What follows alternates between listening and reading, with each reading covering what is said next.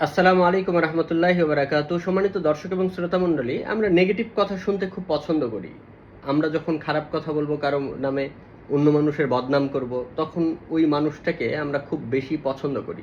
কিন্তু যখন ভালো কথা বলবো, তখন ওই মানুষকে আমরা খুব বেশি অ্যাকসেপ্ট করতে চাই না। কেন? আমরা কি নেগেটিভ কথা শুনতে অভ্যস্ত হয়ে গেছি এই কারণে? আসলে এই ব্যাপারটা এমনটা নয়। বরং আমাদের মন মানসিকতা নিজেকে শ্রেষ্ঠ প্রমাণ করার জন্য উদগ্রীব হয়ে থাকে। আমাদের মন, আমাদের চেতনা, আমাদের চিন্তা, আমাদের মননে সবসময় এইভাবে আসে যে ওই ব্যক্তির চেয়ে আমি বেশি শ্রেষ্ঠ, আমি বেশি ভালো। এই কথা প্রমাণ করার জন্য আমরা এই পদ্ধতি অবলম্বন করি যে আমি তার চেয়ে বেশি ভালো কাজ করে তার চেয়ে বেশি ভালো হব, এই চিন্তা না করে বরং আমরা এই চিন্তা করি যে ওই ব্যক্তি একটা ভুল করলো, সেই ভুলের কথা আমি যখন মানুষকে বলবো, ওর একটা দোষের কথা যখন আমি মানুষকে বলবো, তখন সে মানুষের কাছে নিচু হয়ে গেল এবং আমি তার কাছে ভালো হয়ে গেলাম। ব্যাপারটা এমন। আসলে ব্যাপারটা এমনটা নয়, বরং মানুষ আপনাকে ওই রকম ভাবেই খারাপ মনে করে। যখন আপনি মানুষের দুর্নাম, মানুষের খারাপ জিনিসগুলো মানুষের সামনে তুলে ধরবেন, তখন আপনাকে মানুষ খারাপই মনে করবে।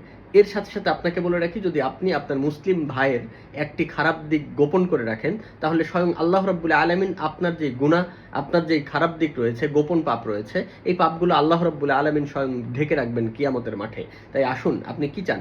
মুমিন ভাইয়ের খারাপ দিকগুলো মানুষের কাছে বলার কথা চিন্তা করছেন, নাকি আপনি তার পাপকে ঢেকে রাখার কথা চিন্তা করছেন? তাই আসুন, আমরা অন্য ভাইয়ের দোষ না ধরে তার গুণাগুণ মানুষের সামনে প্রচার করি।